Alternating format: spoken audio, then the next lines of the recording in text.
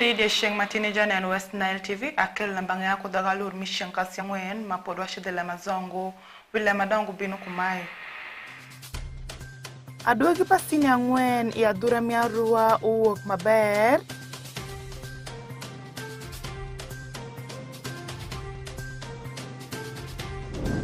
Salami pakwa shume kuwaro matokshe ni jawi juponji muto.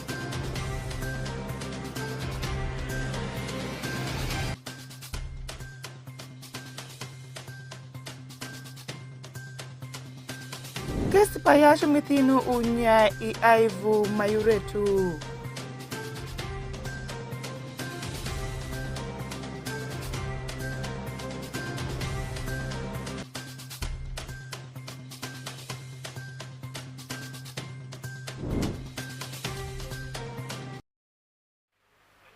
Chini shankasangwa ninda paradek pa dumiraria ureli fario kupirario yabish nyanga teka shindwet fancy la mazo binu kumai aduogi pasini angwen ya dura miarua uwok maber lembeni uweko jutela juponji mana wia sukuru mudaru sini angwen kudanyonga madit pi aduogi muwok maber majoga mjume komeshni awia mutemu maber isukuru matongtong Orako Benson pastori ukelu LEMB mazo Sukuru misini amapoli ya dura miarua kujutela matungtungu tie kudanyonga madit. Nga duogi pasini angwen mi oreli fario kupira reo yangwen mi penji mamalo muwok ishenkasi ario. Ninda para shell padumira rio oreli fario kupira rio yabish. Nilubu majoloku kite mi ponjiri manyen. Mamira shell jutela kujuponji ubedu kuluoru. Mania aduogi mbeshi uwo kushibedu ngoma ber. Matua Eliakim onyiga muteja wijuponji mivara sinia. Uweshu iyashaki ebedu yotungo. Re aduogne utie maber. Magitie kudanyonga madit man bende jutela matungtungu dua kufosh ni awia sukuru petemu maber. We know the beginning was not easy when we started the new lower secondary school curriculum implementation. We were not sure how we were moving. A lot of effort was put in place, especially to guide these learners. So we want to say thank you to God because this was really God's favor.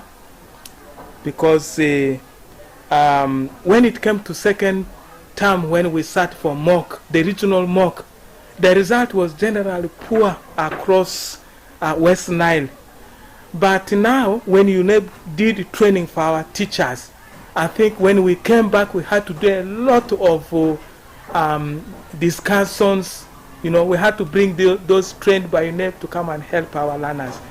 So in the end, I think when they sat for their exams, they kept telling us the papers were much better than the mock.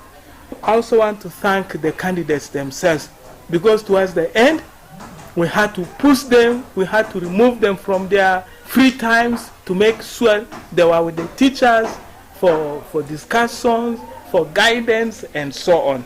So if they didn't take our advice, we would not have got this number of 225 in the first grade out of 227.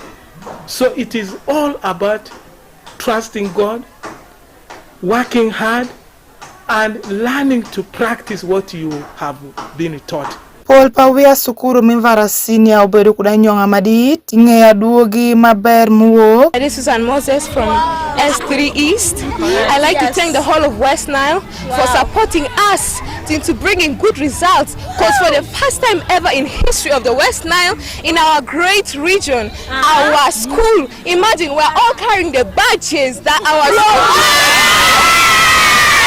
Ajidiru Hogla, muteja wijuponji mimani be public senior, udwa kufosh ni jutela. Pinitio kudgi karashelo ni ketu adwogi uwok maber. From what was analyzed, all the candidates that were registered, 51, they have been graded in result 1. And when we equate this to the old curriculum, that should have to actually mean first grade. But the new system is different. These learners who are graded in result 1 are learners who are going to get transcripts and certificates. So that means they have all passed. They have all passed and they're going to go to next level to join A level.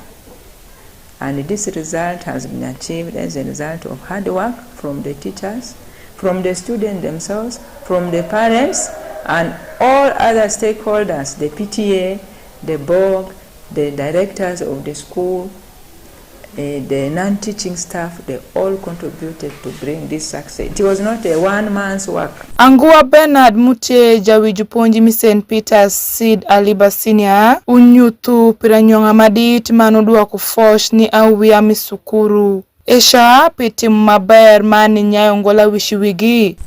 We registered last year 42 candidates in senior 4, and we had 16 females, then 26 males, making total of 42. Out of this total of 42, the new grading has come in, but most of us may not understand it, because in that new curriculum, there was active integration, which we have been submitting to the UNEP. There was also project work, which we have been submitting to the UNEP. Then the final 80%, because all those were the two were adding to 20%. Then the 80% was sought during the UC examination, the finals. So all these were combined as a school. We worked tooth and nail to ensure that we submitted all what was required by UNEP. And this has made us now to obtain result 1. That's according to the grading.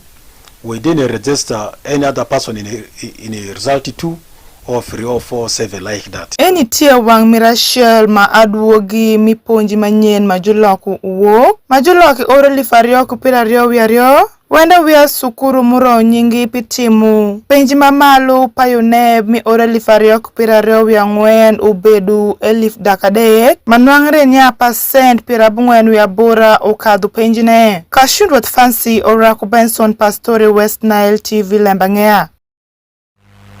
Niwa kumaisha tela mipa kwa shume kuwaro matokshe ni jawi juponji mutao majulongo jurunyori nenu nya ngimi kushuak ni awia migimi sukuru pinikitu gisoman gibet kudanyi maber.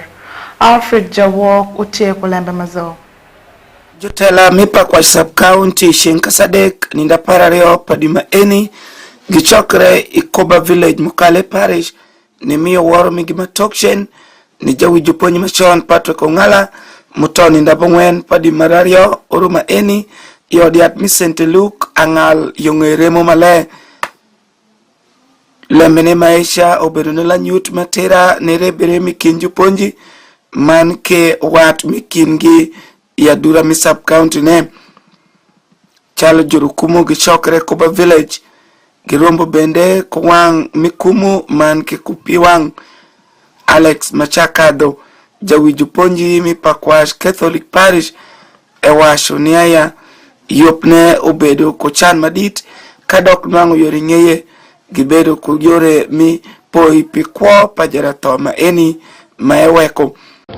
Today is the day that we have gathered here to mourn our brother Patrick who have passed away.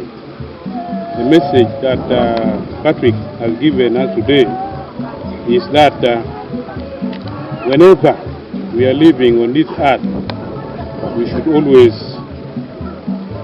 keep in mind that our destination is not this earth. Our destination is to go to heaven. And going to heaven, we pass through death. And that is what a Christian should always think of. That our last day is to go to God through death. That we always pass through.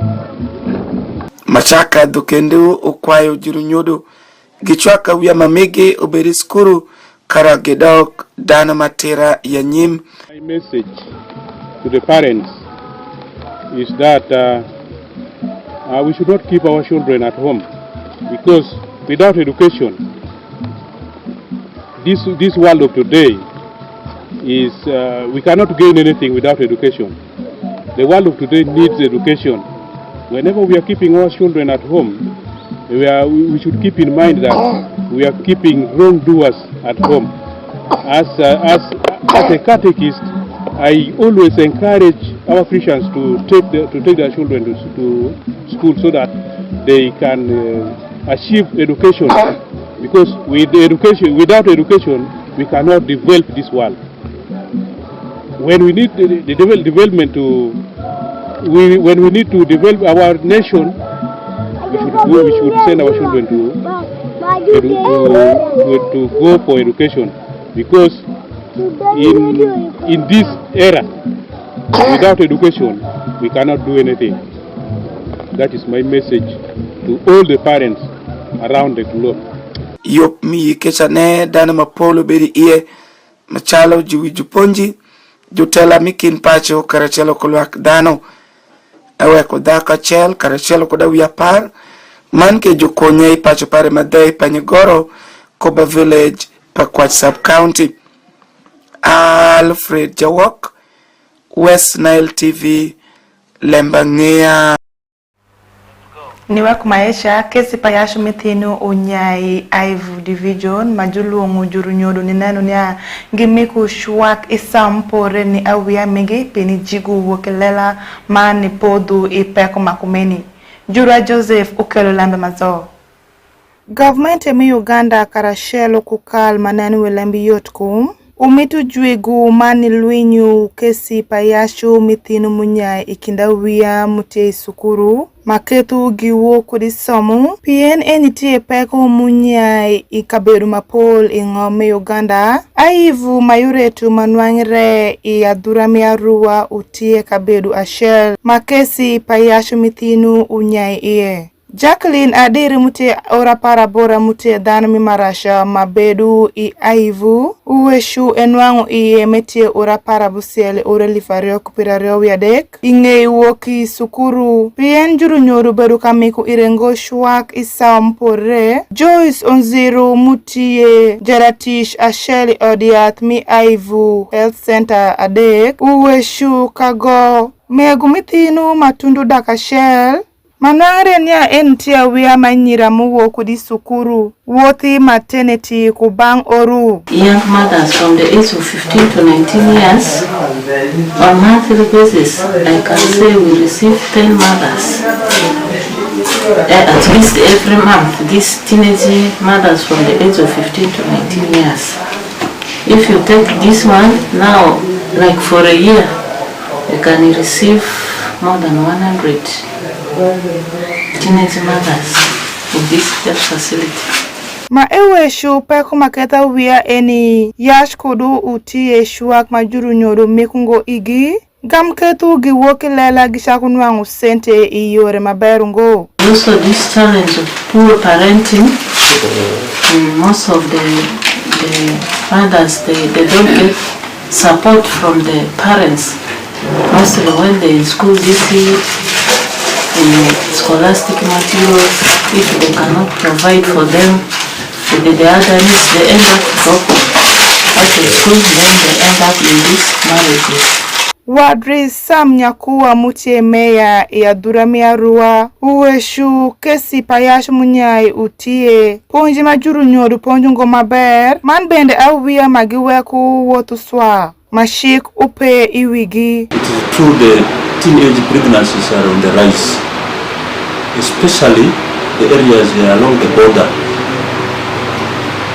When you look at areas like Dumi, the upper Dumi, when you look at areas like Pajulu at the border, when you look at that section of Ivu near the border, when you look at all those areas which are along the border, the parents of these girls are supposed to take full responsibility.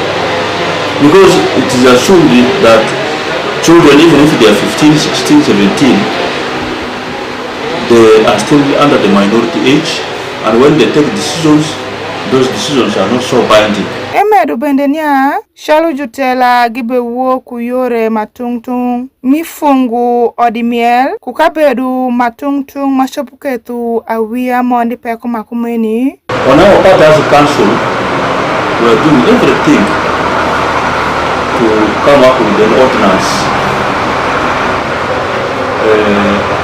to regulate discourse.